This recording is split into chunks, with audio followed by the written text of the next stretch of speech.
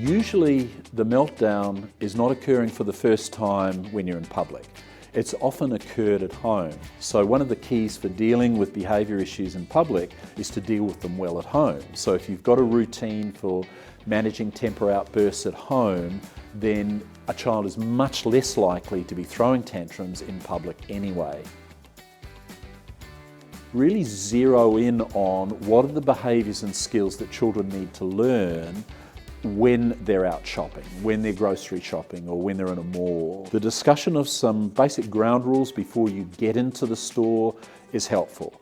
The second idea is that when you're just about to go into the store, get down on their eye level, look them in the eye and ask them this. So what do we have to remember about being a good shopper today? So the main thing is that whenever you've got behaviour problems with kids, always ask this question: what are the skills that I need my child to learn that will take the place of the problem behaviour that the child has had in the situation? You can't fix a bite after it happens. It must be preventative. So you see the child in a situation where they're about to bite, you put that teether or washcloth or whatever the object is that they can bite down on, and you say, ouch, biting hurts, you may not bite.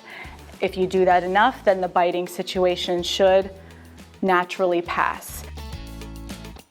The child bites when they're feeling overwhelmed with a big feeling. So is there stress? Is there something that you can do to help the child know what's coming next with maybe a visual? Is the environment overstimulating, or maybe it's understimulating? That's the first thing, change the environment. If you find that the child is still biting, consider shadowing the child, especially during intense moments, which are transitions. If a big change is happening and they don't know what's coming next, they're more likely to bite. And if they're in close proximity with another child, they're more likely to bite. So you're right next to them during those times. Something that's important to know is if a child reaches 4 and they're still biting, this is not developmentally healthy or normal, and professional advice should be, you should seek professional advice for your child. So if you want kids to stop hurting each other, you need to start focusing on times when they're being cooperative, when they're playing well, when they're sharing and turn-taking and engaged in civil cooperative behaviour in each other's presence. And when a problem occurs in terms of hitting or pushing, you need to be able to come up and give a child an instruction to stop. You need to tell them what it is they need to do instead or should have done instead, and then get them to practice that.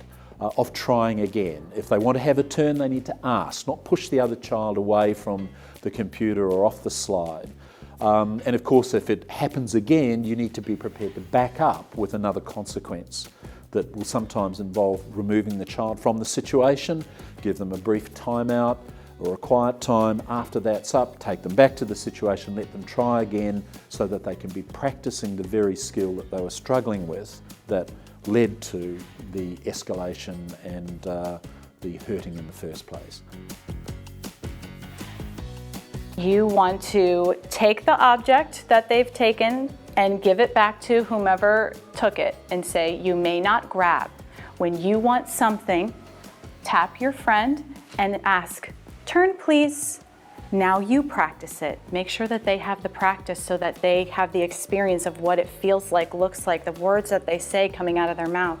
They have the practice. So you coach them through. Tap the shoulder. Okay, you're tapping. Wait for the eye contact. She's looking at you. Say, turn please. Most likely, especially for young children, the other child with the toy will do this. They'll give the toy and you say, you did it. You asked for a turn and now you have the toy. Consistency is something that we all strive for. The most important form of consistency is for the individual parent to be consistent from one day to the next. Inconsistency in parenting styles can be very confusing for children. If on one day a particular behaviour is considered inappropriate, but the next day it's considered it's okay and mum does one thing and dad does another, it's hard for children to learn to regulate their behaviour, regulate their emotions, and to know what's expected of them. Kids can sometimes learn to tolerate differences between different carers and how they handle things, but when the same person is very unpredictable, then children are more likely to develop behavioural difficulties and they find it very confusing.